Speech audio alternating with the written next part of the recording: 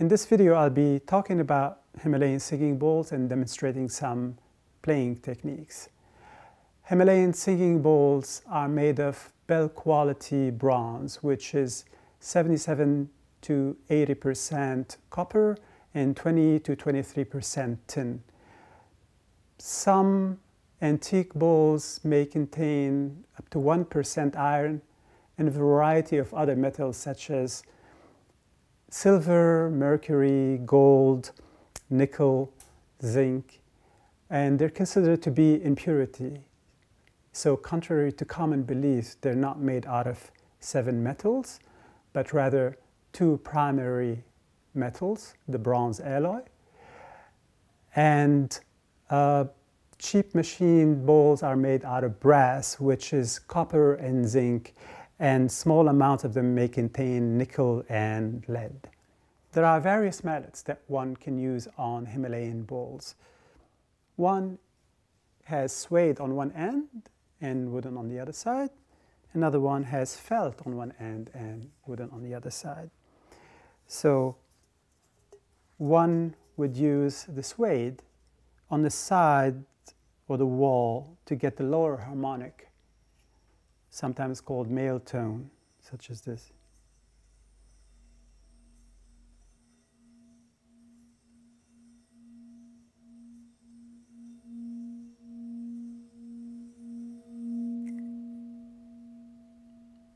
And if you use the wooden part of the mallet, rubbing it on the rim, you get the female tone or the higher harmonic.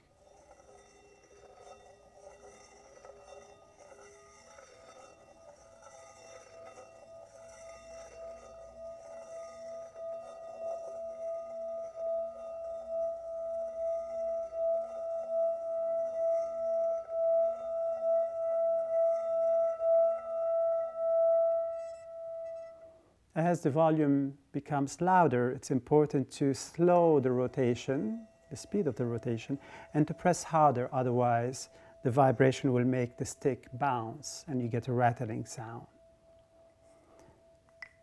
And the way I'm positioning the bowl in my hand is a little tilted, but I'm not grabbing on the bowl because the fingers will absorb the vibration and you would not get the sound.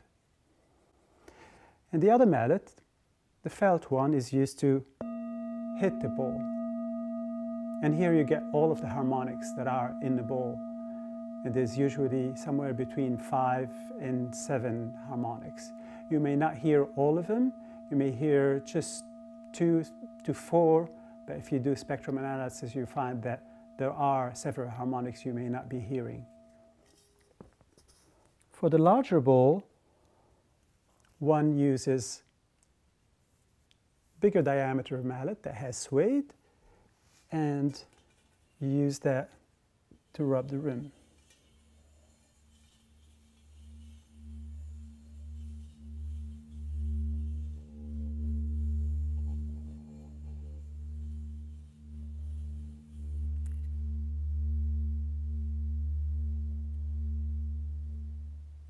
You can also use the wooden part to rub the rim as well.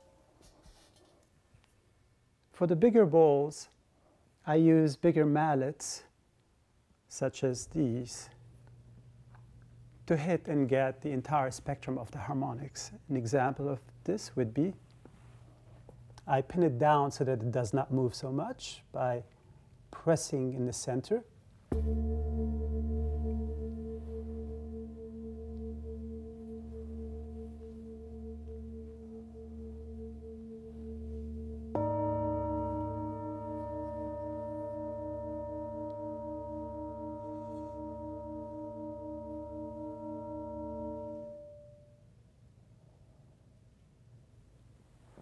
And the way I play, I like to do tonal painting and combining the different harmonics. So it's very important to play while carefully listening attentively and make choices in what kind of playing techniques you want to mix. Whether using the suede part, the wooden part, the felt, hitting the bowls, or the larger mallet. And you combine tonalities and different harmonics.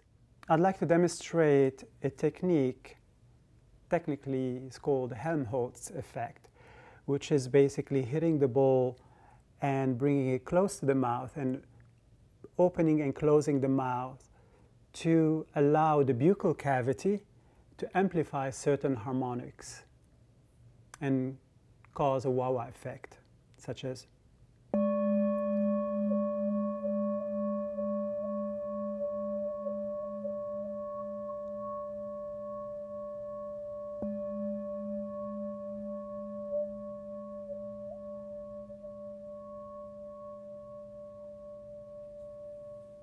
I normally use this kitchen drawer liner to put the bowls on them when I'm leading in meditation.